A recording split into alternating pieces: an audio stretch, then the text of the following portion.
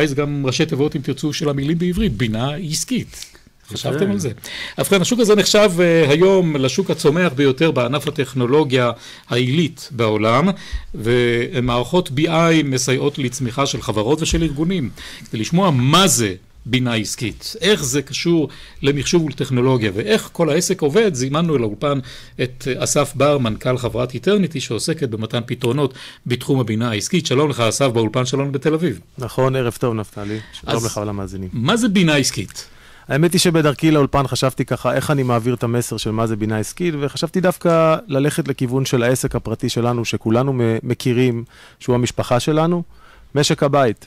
כולנו בפועל בכל חודש מוציאים הרבה מאוד כסף על מוצרי צריכה כאלה ואחרים, שכירות וכן הלאה. ההוצאות השוטפות שלנו כל הזמן גדלות, לעומת זאת כמובן ישנן גם הכנסות, שוטף, הלוואות וכן הלאה, הרבה מאוד גופים שאנחנו חייבים להם כסף, ובסופו של דבר כולם באים לידי ביטוי בחשבוניות וניירות שהם מתאספים אצלנו בבית, כל אלה הם בעצם הנתונים. בסופו של דבר הבינה העסקית באה לתת מענה בדיוק באזורים שבהם יש את הנתונים. הנתונים מכל עולמות המידע, שבסופו של דבר גם בבית שלנו אנחנו אוספים אותם, מכניסים אותם אולי לקובץ אקסל, ומכאן הבינה העסקית באה לתת לנו ערך. היא באה לתת לנו ערך בשאלות או במקומות שבהם אנחנו מוסיפים את הממד הנוסף.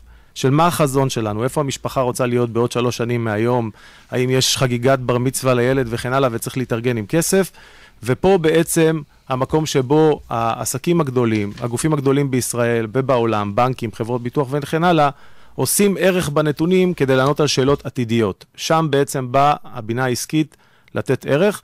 בינה עסקית, אגב, כולם חושבים שהיא בעצם איזושהי טכנולוגיה, אז היא לא. היא בעצם תחום שלם, שהרבה מאוד טכנולוגיות תומכות בו, ופלטפורמות גדולות, שבסופו של דבר מפיקות מאותם נתונים שנאספים בתוך הדאטאבייס של הארגונים הגדולים, כדי להבין יותר על הלקוח, כדי לדעת מה... אבל האם זה לא איזה שם פנסי למה שאנחנו כבר יודעים מזמן?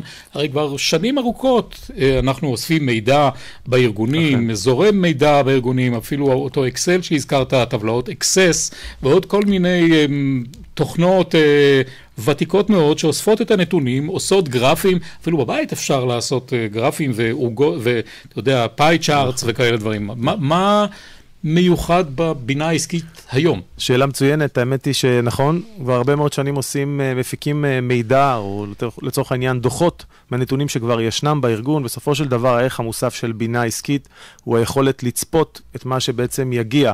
באמצעות הנתונים האלה, באמצעות סטטיסטיקה ואפליקציות שיודעות לתמוך במעטפת הזו, אנחנו עונים בעצם על הרבה מאוד שאלות עתידיות. כמו מי יהיה הלקוח הבא? מה המוצר הבא שנביא? והדוחות שעד היום היו בעצם ידעו לתת מענה למה היה, מה היו בעצם ההכנסות שלי החודש, מאיזה אפיק הם הגיעו, מי הם הלקוחות שהכניסו וכן הלאה. כל השאלות היו בעצם על העבר. הבינה העסקית באה לתת תשובות שהן תשובות לגבי העתיד. איפה נהיה בעוד 3 שנים מהיום, איפה אנחנו רוצים להיות, ואיך נגשים את זה. כמובן שכל המידע הזה קיים היום בדאטאבייס שלנו, נתונים בתוך הארגון. אסף, אבל בעצם המידע העסקי או מודיעין עסקי הלך עוד צעד אחד קדימה, והיום אנחנו מסוגלים לעשות את זה על בן אדם, נכון? ואז אנחנו יכולים לדעת מה בן אדם קנה, מה הוא עשה, ואפילו לחזות מה אותו בן אדם ספציפי ירצה לעשות.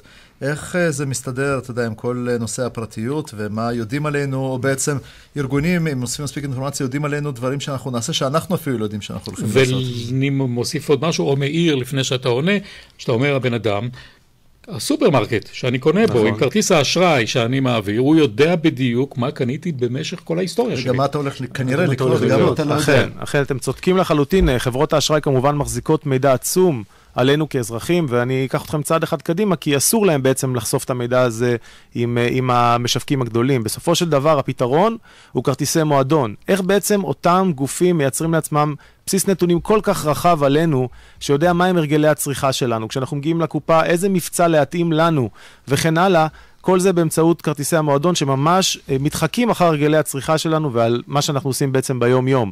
אז זה ה-BI הקלאסי, האמת שהוא קיים כבר הרבה מאוד שנים. היום אני אקח אתכם צעד אחד קדימה, למקום שבו ארגונים רוצים להתמודד עם המידע שישנו ברשת החברתית. איך הם בעצם לוקחים את המידע עלינו, הצרכנים, הלקוחות שלהם, כן? מה אנחנו חושבים עליהם? איך אנחנו מתכוונים לפעול נגדם בצורה כזו או אחרת, וכן הלאה, וקחו את כל המחאה שהייתה סביב הקוטג', ובסופו של דבר, ה-BI היום בא לתמוך גם בקבלת החלטות, גם במודיעין עסקי, וגם ביכולת של הארגון לדעת הרבה יותר עלינו הלקוחות ומה אנחנו חושבים עליהם.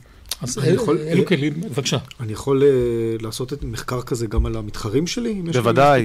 בוודאי, אנחנו עוסקים בזה היום הרבה מאוד, זאת אומרת, עיקר החדשנות שאנחנו מביאים בעולם ה-BI זה היכולת באמת לדעת מה המתחרה רוצה, מה הוא רוצה בעצם להביא לארץ, או עם איזה מוצר חדש הוא רוצה לצאת לשוק, מה חושבים הלקוחות שלי עליו, כי זה יכול אולי לרמוז על איזושהי נטישה שהולכת וקרבה, ובסופו של דבר המודיעין העסקי נהיה קל יותר כאשר ישנו הסושיאל נטוורק, ובכלל הרשת הפתוחה, שזה האינטרנט.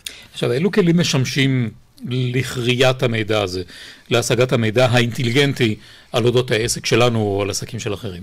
אוקיי, עיקר הסוד הוא באמת, כמו שאמרתי, הוא ביכולת שלי לגשת למידע. אז אם הנתונים נמצאים בתוך ארגון, כמובן שהרבה יותר קל לי.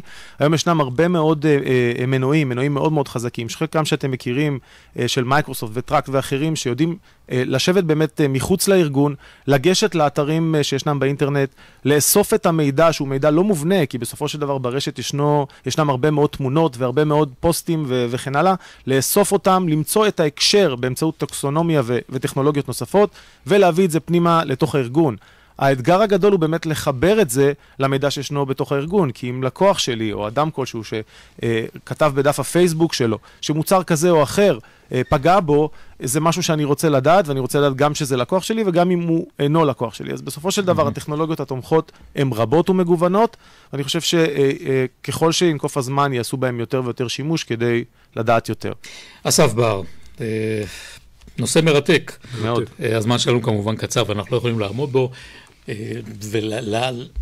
ולהרחיב יותר מכך, מי שירצה יוכל למצוא הרבה מאוד פרטים, גם באתר שלכם, חברת איטרניטי, שעוסקת במתן פתרונות בתחום הבינה העסקית. תודה רבה שבאת לאולפן. תודה לכם, ערב טוב למאזינים. ערב טוב, ועכשיו דן ביאלסקי וחדשות הטכנולוגיה העילית. שלום לך, דני.